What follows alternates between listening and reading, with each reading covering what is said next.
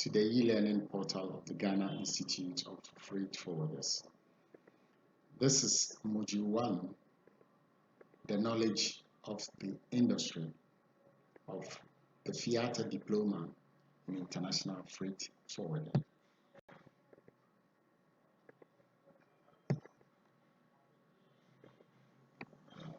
The topic for the first session is Introduction to Freight Forwarding. The subtopics we are going to deal with in this first session begins with 1. What is forwarding about? Second, who is a forwarder? Third, international freight business. 4, challenges in international trade. 5, the role of the forwarder. 6, the modern functions of forwarding. And 7, the legal position of a freight forwarder. The first subtopic of this session, which will enable us answer one of the relevant questions in our industry, is what is forwarding about? But before we go on, I would like to share with you a few keywords which will help us to put things in perspective as we progress in this session. The first keyword is buyer. You know too well about this word, which we have used on several occasions, but for the purposes of this session or this module, buyer stands for one who purchases goods and pays the purchasing price. Seller sells goods and have to deliver the goods according to the contract, and the good is expected to be delivered to the point of delivery, which is always agreed. Next, consignor. Consignor sends goods, and the consignor may be different from the sender. Example, another company located elsewhere where goods are coming from. Next, consignee. Consignee is the receiver of goods and is linked to the address where the cargo has to be unloaded or delivered. Shipper. Shipper is responsible for delivery of goods and is the contractual partner of the carrier within a contract of carriage. Carrier. Carrier carries the goods from the point of collection to the point of delivery according to the contract of carriage, and the carrier is responsible for loss or damage or delay of cargo. Now let's get back to what is forwarding about, which is the first subtopic. Many practitioners share the idea that forwarding is about the smooth facilitation of domestic and international trade. Simple as it sounds, it says a lot about what forwarding is. Other practitioners share the perspective that forwarding is about ensuring that traded goods move from their origin to the destination in the right time, to the right place, in the right condition, at the right economic price. It is easy to infer the connection here about what forwarding is all about. The connection here is people coming from the logistics industry or with ideas and understanding of what logistics is about. In fact, logistics, I would say, is the twin brother of forwarding.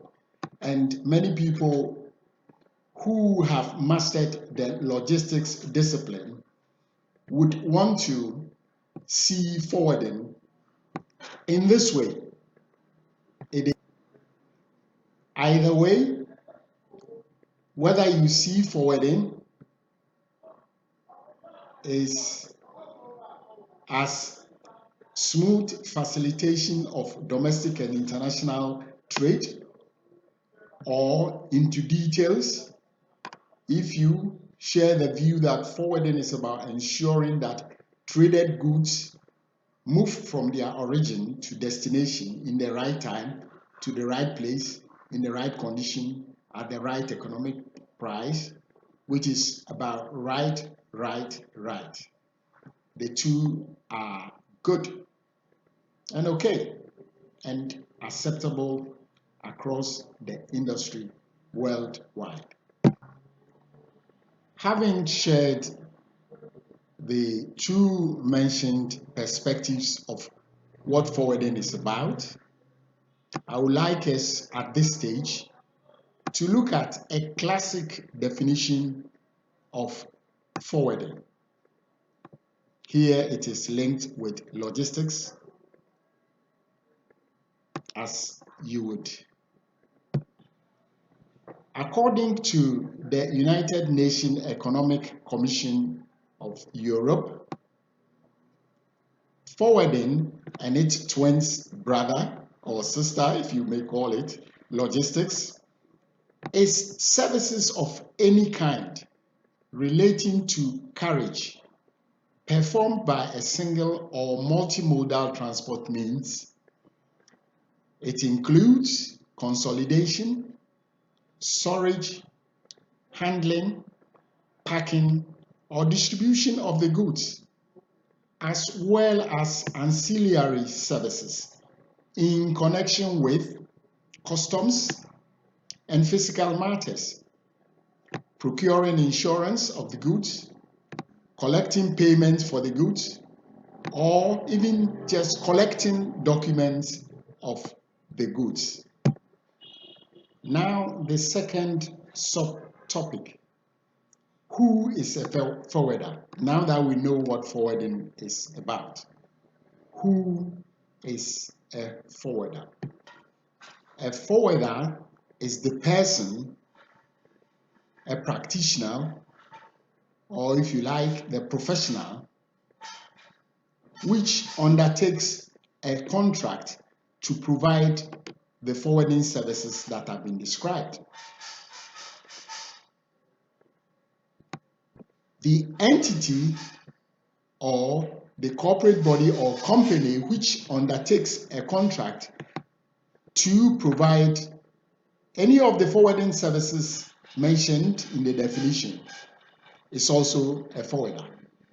So, the word forwarder may be represented by a person who is a practitioner and has to be a professional, or the entity or the corporate body, the company which undertakes a contract to provide forwarding services. That is who a forwarder is. It is either a person or an entity which undertakes a contract to provide forwarding services. The person who does so is a forwarder. Any corporate entity does also that same is known as a forwarder. One may easily ask, why are forwarders called different names? And there are many of them. Some examples are given in this slide.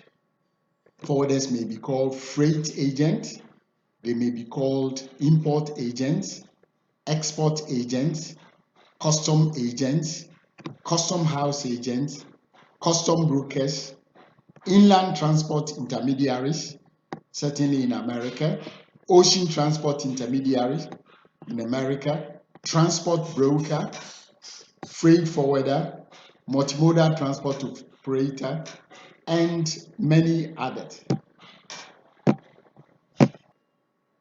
The reason for so many names given to forwarders may be one, due to the wide variety of functions, many of which have evolved in recent years.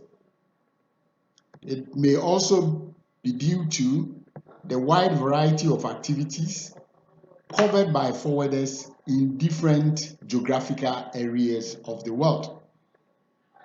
Thirdly, usually a specific function which a forwarder may have expertise for, which he delivers a service, is what they are labeled with.